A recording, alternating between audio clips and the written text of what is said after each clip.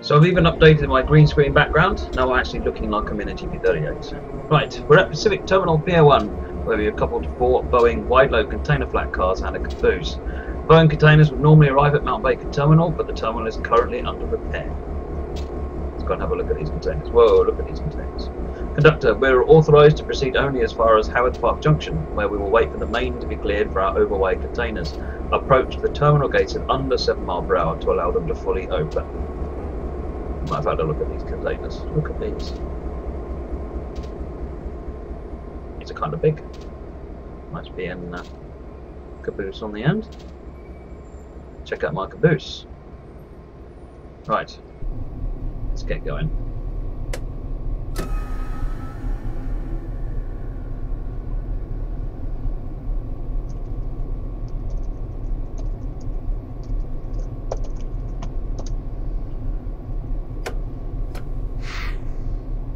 So this isn't a particularly long train, but it is a bit unusual, and if you haven't seen the Stevens Pass route, then I guess the flavour is probably similar to Marias Pass, since it's basically in the same part of the world. But it is a different take on it, because it's a different group that actually produced this one. This was a third-party product produced by GNTX, where Marias Pass was a first-party product produced by Dovetail.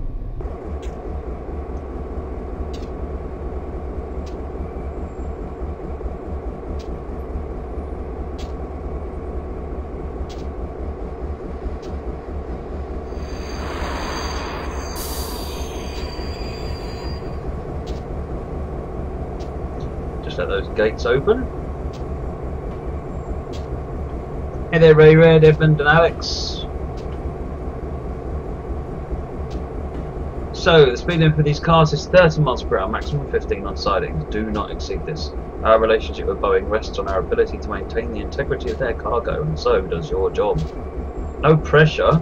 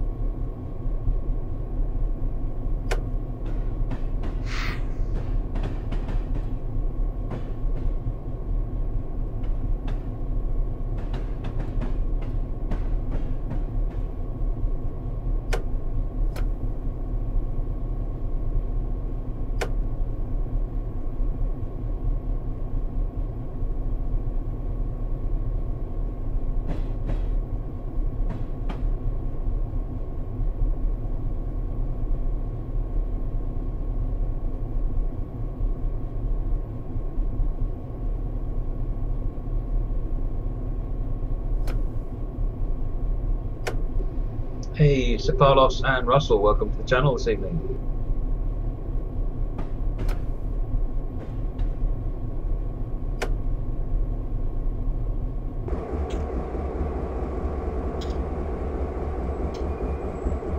Looks like we've got a green to proceed.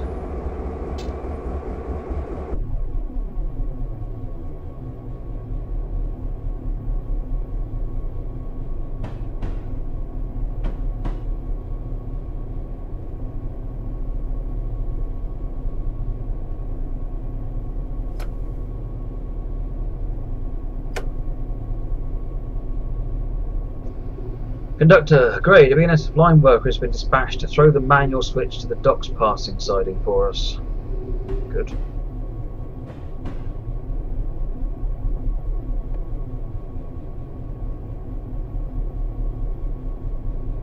Hey Dragon, welcome to the channel this evening.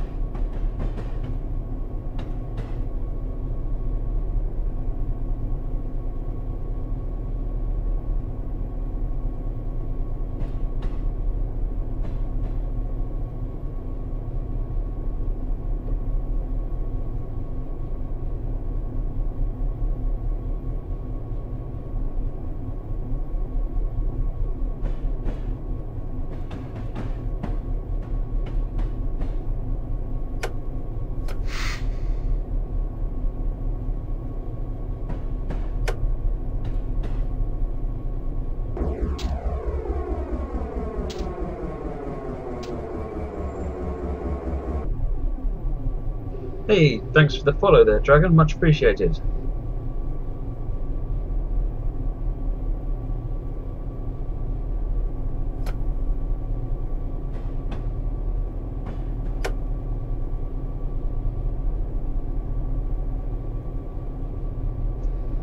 Edmund and Muffin Man, welcome to the channel again this evening.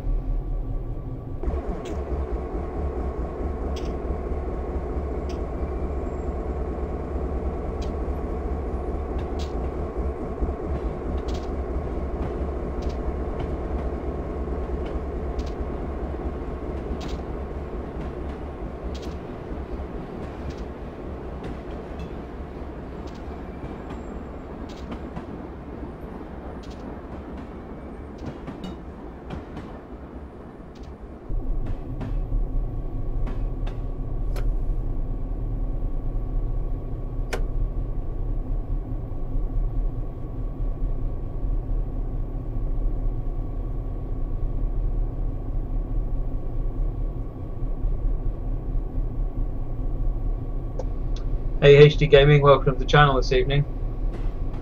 Well, how do you mean, Edmund? Are you playing the same scenario or the same route, or are you just doing something in Train Sim? All are good.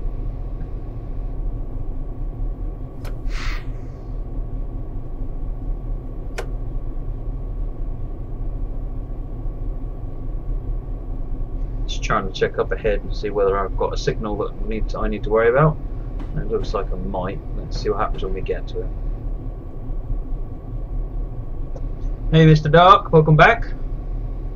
Alex, what else do you play when you're not rail simming? Flight sim. I was doing a lot of Far Cry 3 actually today. Let's have a look at this. Dispatch, do not proceed further than Haworth Park Junction until your mainline signal shows clear. Green. Oh, duh. Traffic both north and south along the main must be stopped for the passage of your wide body containers. Dispatch out. These are just awkward, these containers, aren't they? Yeah, so I was doing some Far Cry 3 today and a bit of Command and Conquer 3 and what else? That's probably about it actually today. But Far Cry tends to get a lot of my attention. Borderlands also gets a fair bit. I just squeal. I just picked up Borderlands, the pre-sequel, in the sale. The cab behind me tonight is a GP38. I thought that was appropriate since I'm driving a GP38.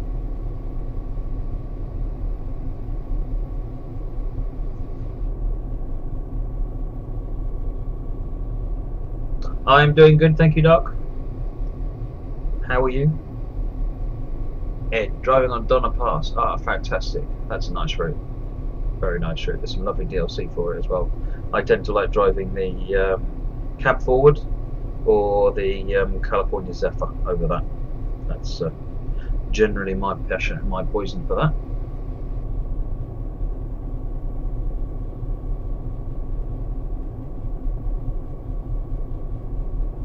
Got oncoming traffic coming the other way. Once the line's clear in both directions, we can proceed.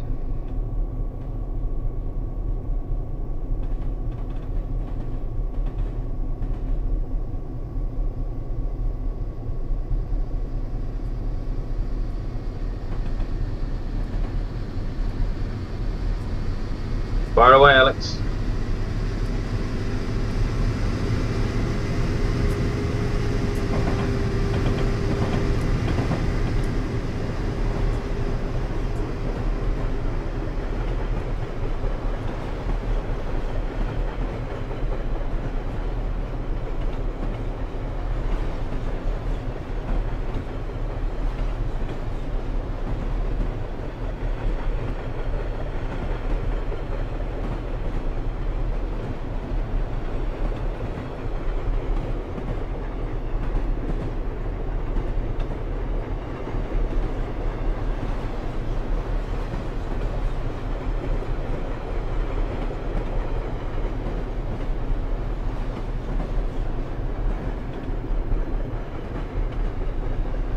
You know, Doug, I have no idea. I suspect it is. It wouldn't surprise me because there are a number of trains with really, really silly horns on them, or silly sounding horns. But yes, it's surprising how accurate some of them are.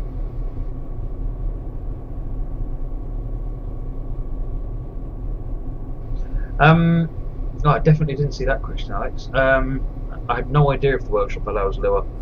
It's something I need to find out, but from what you're saying, it sounds like it doesn't, which would be a big shame.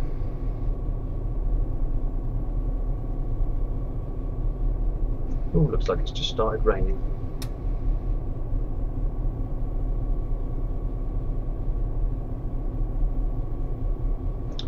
You know, before the construction of the Mount Baker terminal at Mukilteo, we had to do this for all of the Boeing shipments. These shipments from the Pacific terminal to Payne Field tied up the mains for hours. What a problem.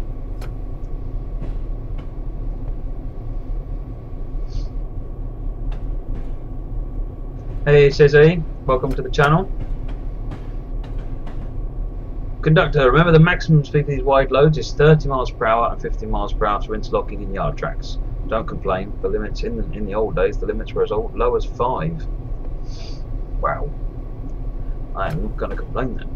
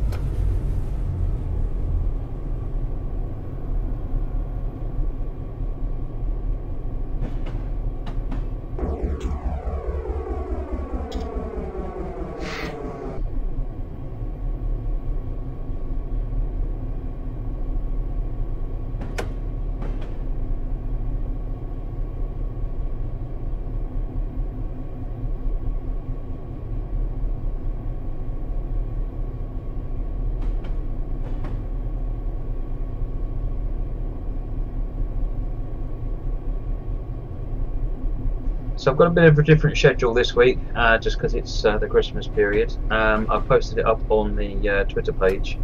Essentially, I'll be broadcasting tonight, Monday and Tuesday, and then for the rest of the week and the following week, I'm going to be at family, so there won't be a broadcast. So the next show after that will be Sunday, the 4th of January. So I hope to see you all then. Oops, a little bit of score lost there. Nothing too major.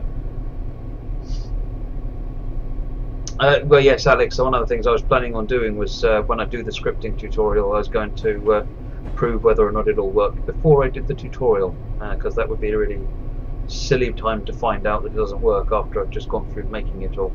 If it doesn't work, then I'll still should do the tutorial. People will find other ways of sharing them, I'm sure. Hey there, Ucolum and P28 Eagle. Thanks for joining the channel this evening.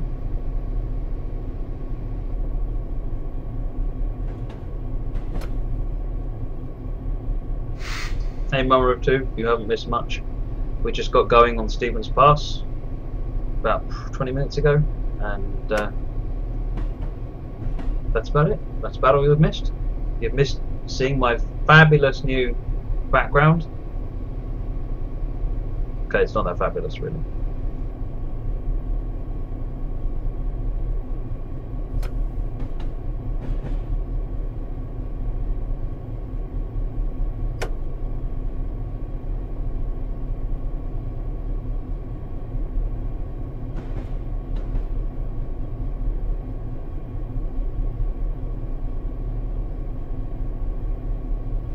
Looks like we've got an amber indication.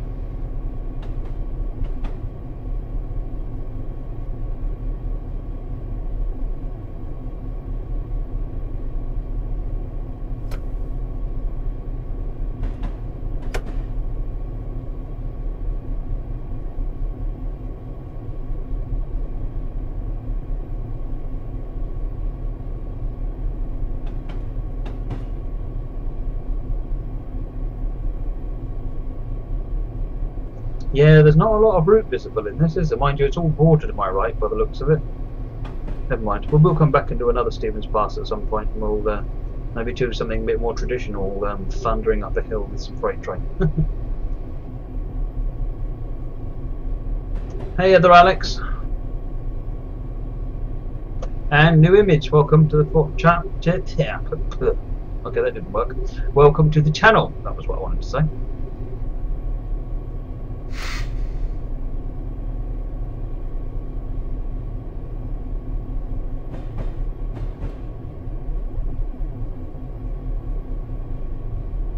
Well done, Dark. Well done.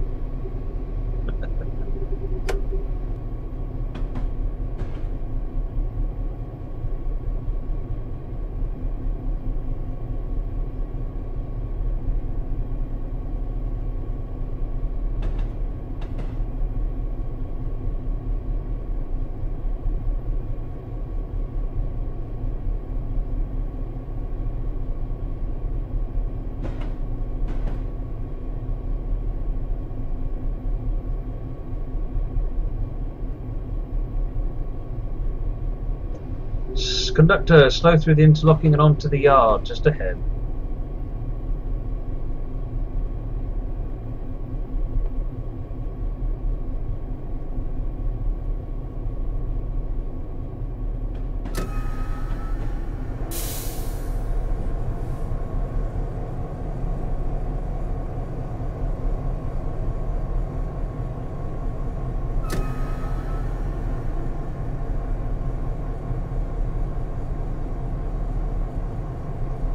Frame rate, hold on.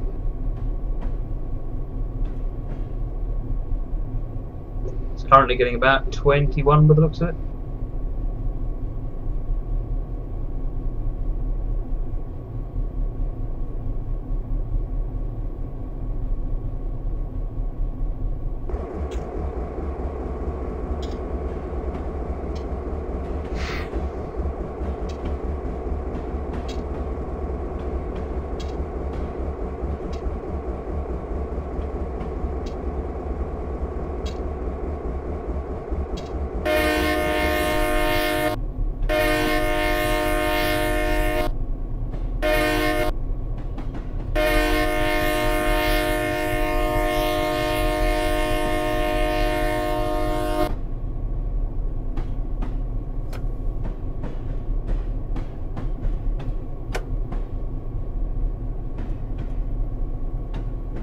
I can't remember the exact settings, Alex, but it's fairly high. I do remember that much.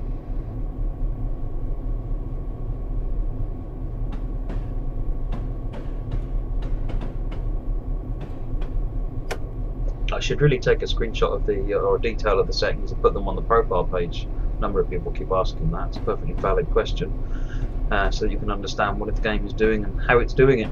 So yes, I will get that put onto the profile page over the next day or two.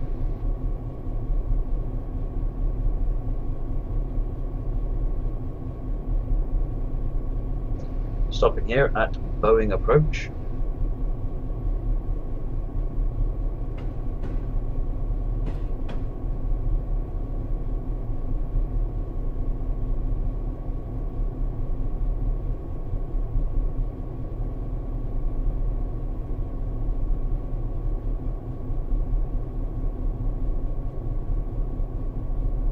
That's an absolute myth, Alex. The human eyes can still see the difference at 60 or even 90 frames per second. Trust me on that.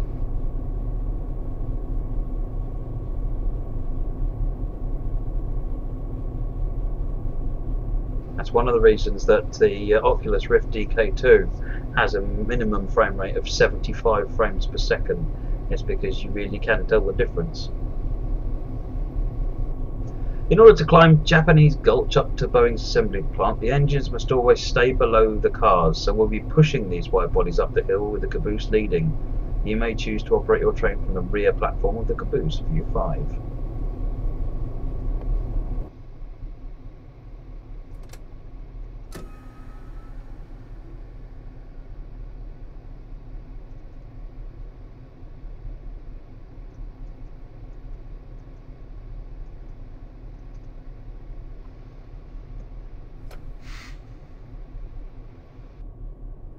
This is interesting. We're going back up this now.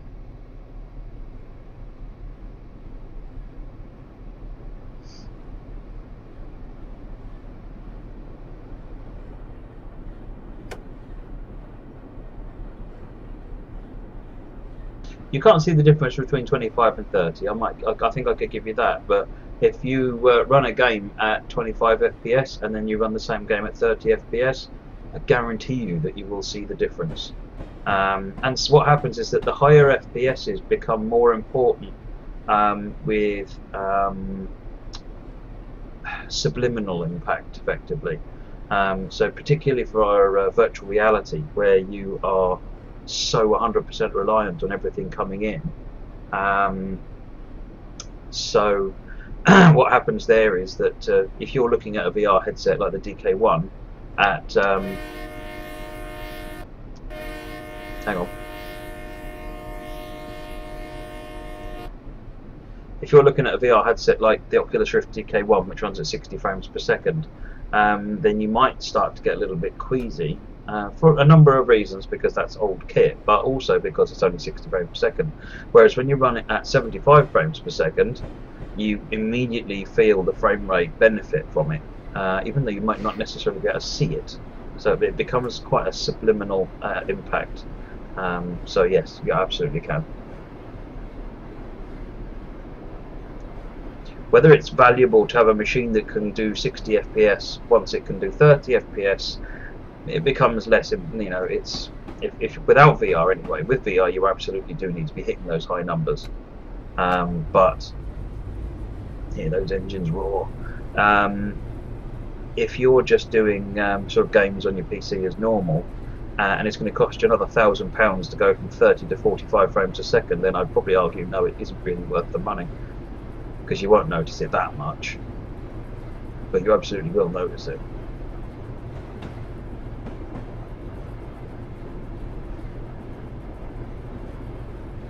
I'm something of a VR evangelist. I absolutely love virtual reality.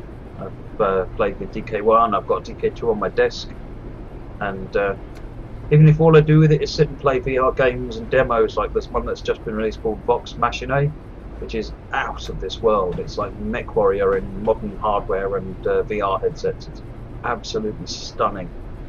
So yeah, I think VR is the future personally, so yes, I have been.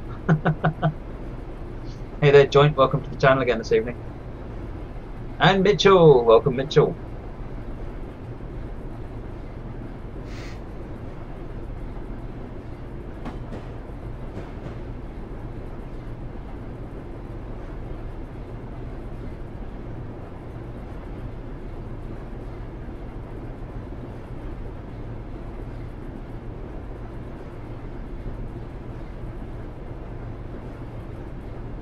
Just winding ourselves up to the Boeing factory now with these parts for them to make more aeroplanes.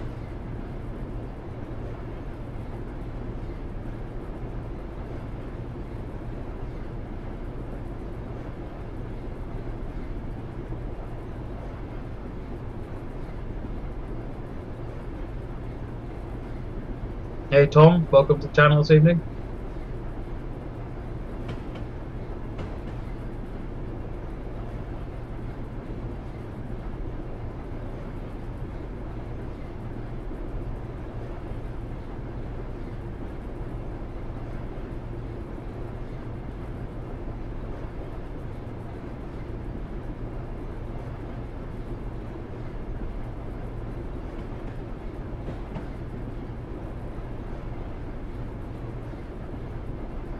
Why, mummer of two, is it green and dripping?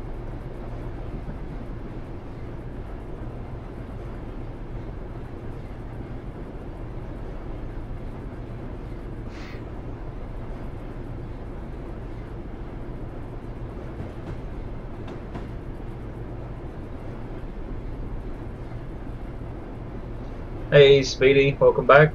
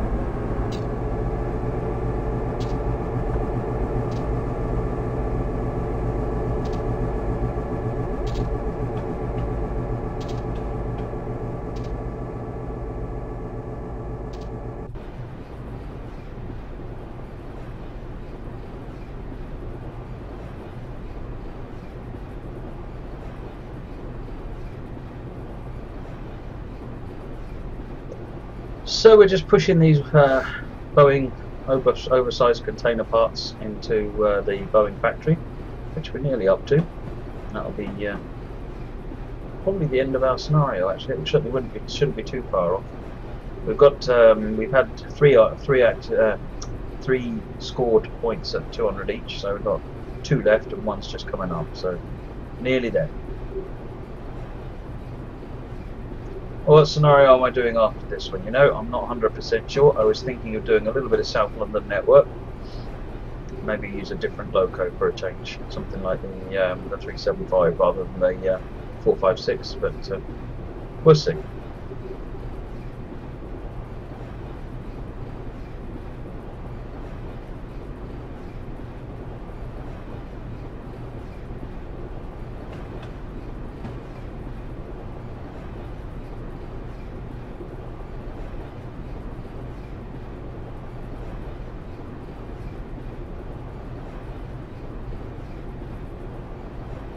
I'm just teasing, Mama or two. I'm just teasing.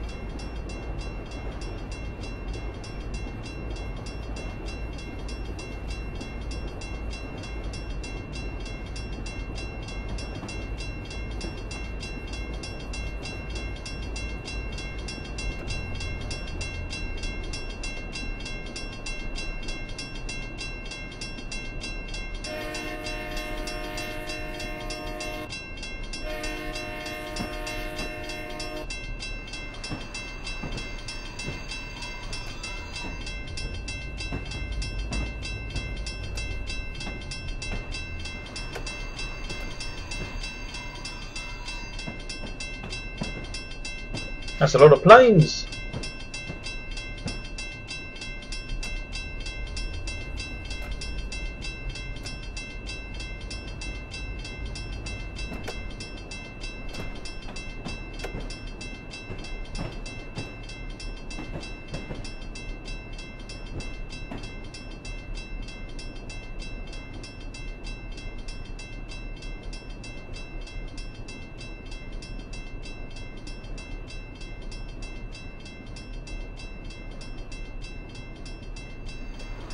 Boeing, of course, Alex. It's a Boeing factory.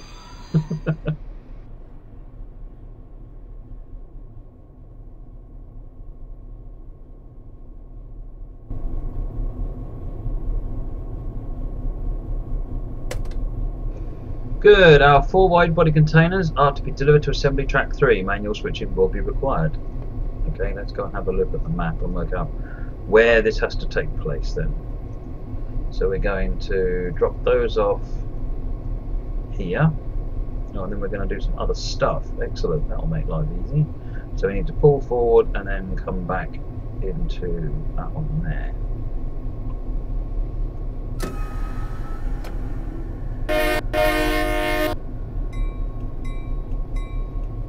Hey there, Jared. Welcome to the channel this evening.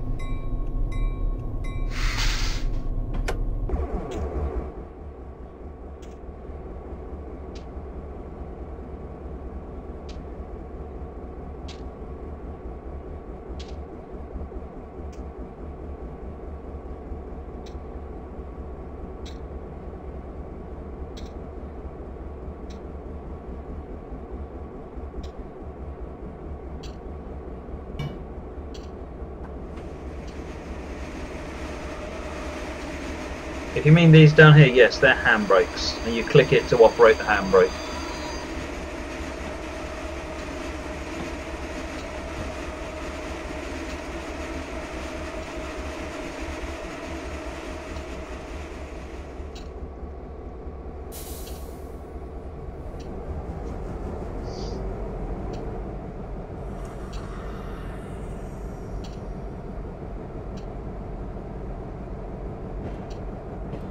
No, Alex, no map pedals to merchandise just yet.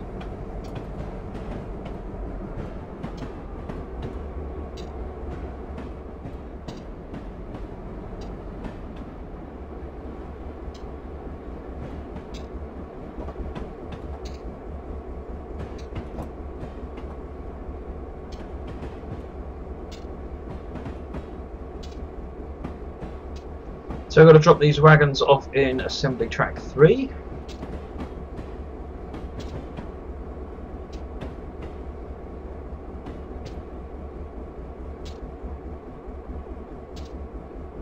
Yeah, knowing where the handbrakes are means that you can cheat in your. If you find that you're coming up to a red light, you could switch over to the coupling view and just suddenly click on all of the handbrakes, and that's always good for encouraging a more rapid stop. Of course, it's not realistic. Right, let's uncouple these wagons, and that's there. Excellent. Now head over to Assembly 5, where we have a set of return cars to move back down the hill.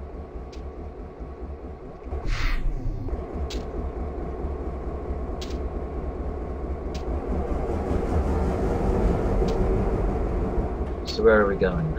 To that one over there. So we've got to basically work almost right out.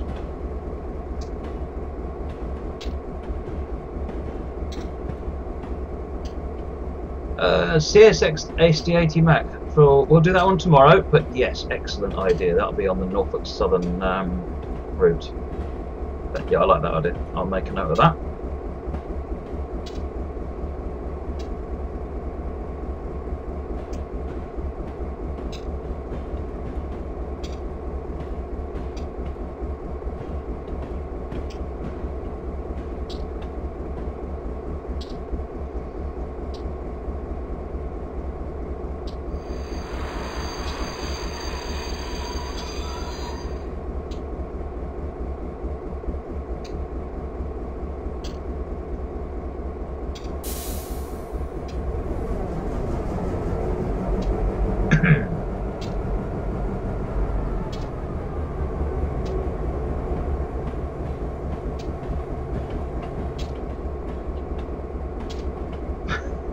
T-shirts and mugs. Oh, they'll eventually arrive, I'm sure. Yeah. Maybe I'll get one made so that I can show it up here and say, look what I'm drinking my tea out of, and then you'll all be really jealous.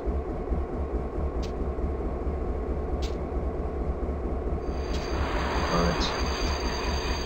Let's try not to derail these wagons when we hit them. Good, we're coupled. Recouple the caboose to the end of the train, and we'll be ready for the return to Makilteo Yards. There's our caboose over here.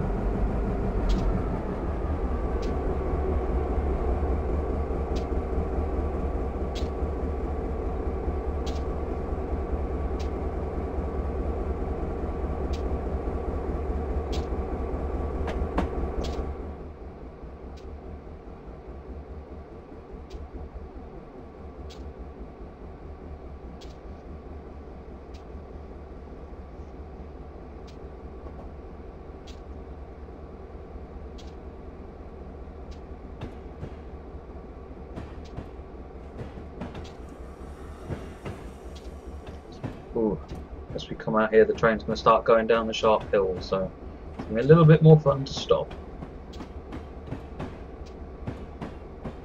And by fun, I mean not much.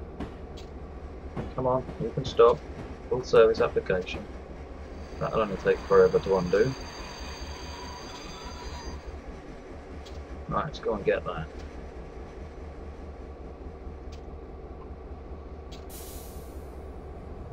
Are there any scenarios based on the yellow network rail track testing consist? Not that I'm aware of.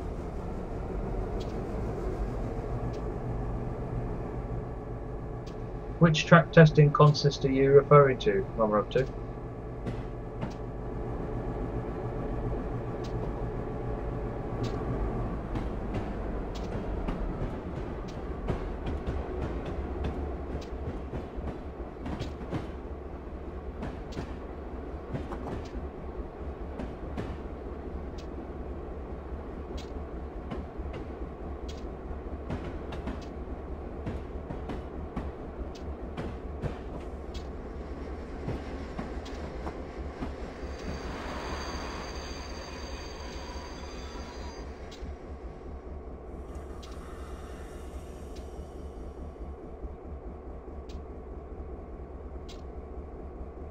Conductor, train complete. Remember, BNSF rules require that dynamic brakes be used to control the train on this over 5% grade. Runaways are likely without careful control. This is a strict 15 miles per hour limit on these cars, which contain returned parts. Obviously didn't like those ones. Oh, is there an aeroplane over there? Oh look, there's an aeroplane landing. Woohoo! Another one. Lots of aeroplanes landing here, but I guess a Boeing factory, that's probably reasonable. Right, so we'll use some throttle to get moving, and then we'll kick the dynamics into action as we go down the hill. The reason for using dynamics rather than air brakes, as I mentioned on a previous stream, is because air brakes are limited in terms of how many times you can apply them, meaning twice really, before they stop working while they recharge themselves, and they can take a while to recharge themselves, which on a grade like this, more than a few seconds and you've lost control of the train. So whereas dynamics you can apply and release as much as you want. They're just not quite as good at stopping the train as your air brakes are, so normally you'd use a combination of the two.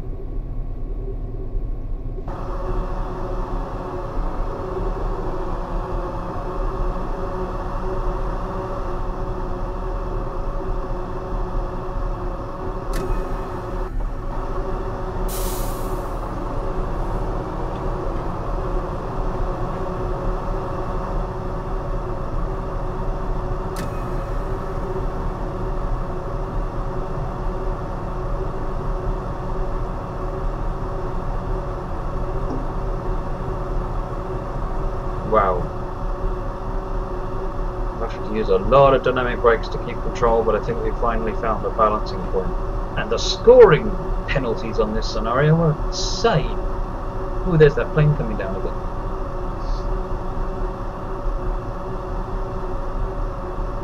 Hey there, AC6000, welcome back to the channel this evening.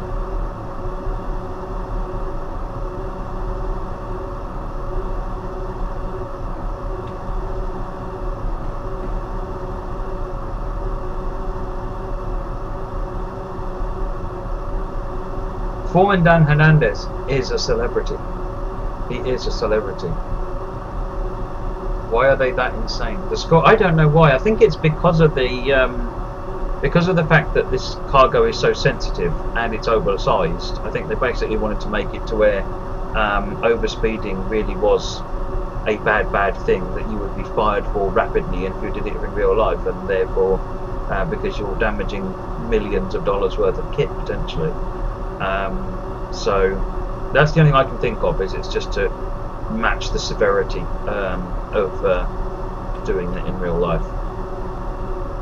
Don't quite know why when I tap the down button the dynamic brake goes all the way off. When am I going to build my own custom map? I'm going to plan that over the Christmas break, I think, and maybe it'll be something we do in the new year. And I think before I go for Christmas break, so Monday, Tuesday evening, we'll finish off that freight scenario and get that all boxed up and put on workshop, and then maybe in the new year we'll start looking at making a map, which is, as I've said, not my strong point, but hopefully I can share some tips that might help people.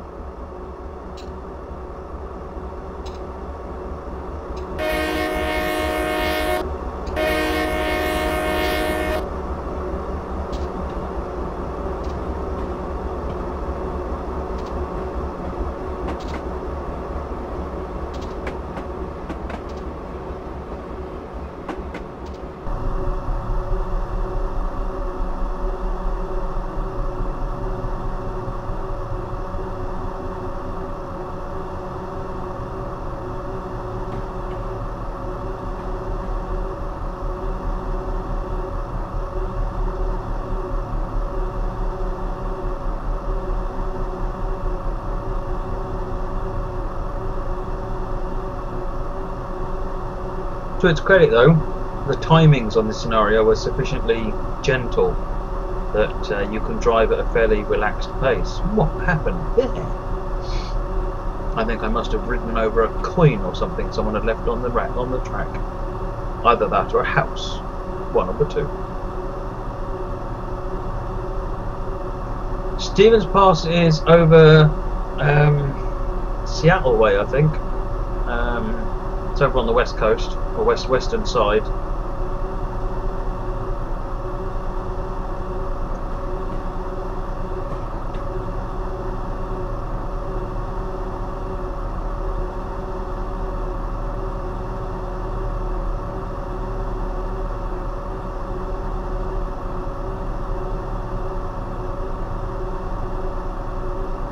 So if you go find Everett in America,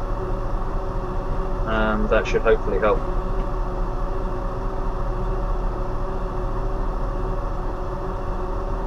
Leaves, Alex, yes, you're quite right. It was probably leaves. Gigantic leaves. AC6000, okay, that's an interesting observation. So, in actual fact, it depends where you are. So in the UK, freight runs aren't strictly timetabled, but freight runs do have a timetable. So the signalman actually knows when he expects to see a freight train come through. But if it's delayed, then it's delayed. So it's less of a strict timetable. The reason for it in the game is because if a scenario wants to be career scenario, the only thing that can gain you points is a timetabled action, and then you are scored based on how well you've done that in advance of the timetabled time. So if it wasn't timetabled, then it wouldn't know whether or not you did well. It's strange, and I think it would have been nice if it just assumed that you just did well and gave you 100% of the score, but it doesn't do that. But that's kind of the reasoning behind the why you need it right now. Like I said, it's just so because any scored action must be a timetabled action.